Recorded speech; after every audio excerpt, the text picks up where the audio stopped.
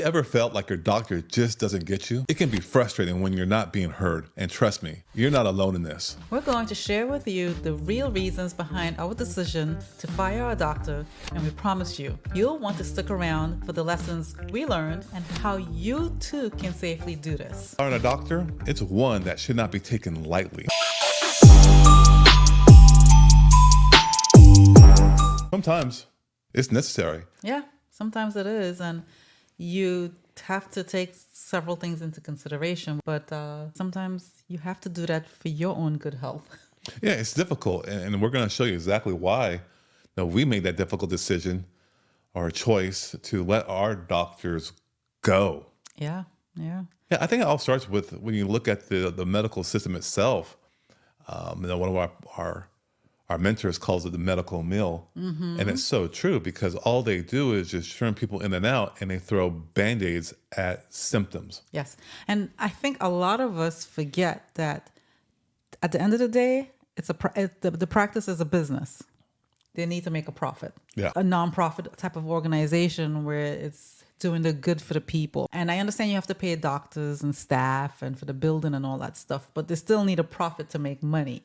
And another thing, too, is they make it seem like whatever health ailment, challenge, disease, condition is that your body is just a weak machine and it's inevitable because of your genetics or your age. Yes. Where in reality, most of the issues that we face as Americans or in this world are because of our lifestyle choices, and doctors in the medical system don't want to hear anything about it because they were to focus on those. They won't be needed. Exactly. Yeah, I always say if we were to our current lifestyle is not conducive to good health because you're inside all the time. You're under fluorescent lighting. You're not getting fresh air, sunlight. You're not drinking water. You're not moving your body. You're sitting at a desk, right? You're stressed. You have stress in your life trying to figure out how to make ends meet. You don't have time to cook fresh meals. You don't have time to grow your own food. So you're basically at the mercy of the corporations to do all these things for you. So you're on this hamster wheel, and that's not true living.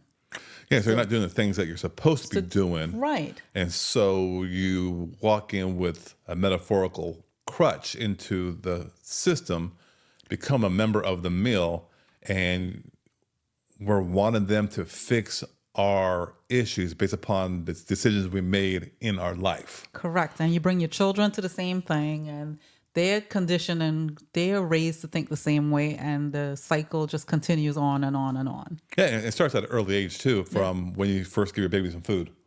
Yeah. Right, you give healthy food. Actually, when you first have your baby in the hospital, yeah. Even before that. Yeah. And so you develop all these issues, and then you go in to see the doctor, hoping that your doctor will help fix it. And then you rely on the insurance company to help fix your issue because, after all, they should be paying for the issues that we developed.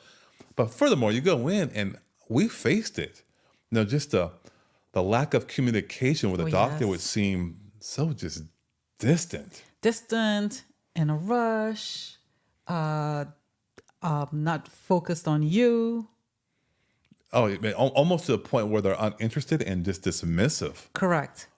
And you could attest to this. As soon as the doctor walks in the office, they ask, "What's your the nurse probably asks you, but they confirm it. Where's your pharmacy? What's your preferred pharmacy?" That's the first question they ask you. That's wild. Yeah, they're on their computer, which is in the room with you, and they're asking you certain questions, and they're like head down typing. Yeah, there's a complete lack of empathy and trying to understand what you're going through. And sometimes when they can't figure things out, they say it's mental. It's all in your head. Yeah. But we have something for that, though. What's your pharmacy number? We'll call it in. It's a shame that they care more, or it seems like they care more about getting us in and out of the office. Yes, it feels that way to me because, and I fault the doctors, but I don't fault them because they're operating in a system where their hands are tied, right? But they choose to stay. Well, they go to school and they have debt to pay, so I see why they're doing it.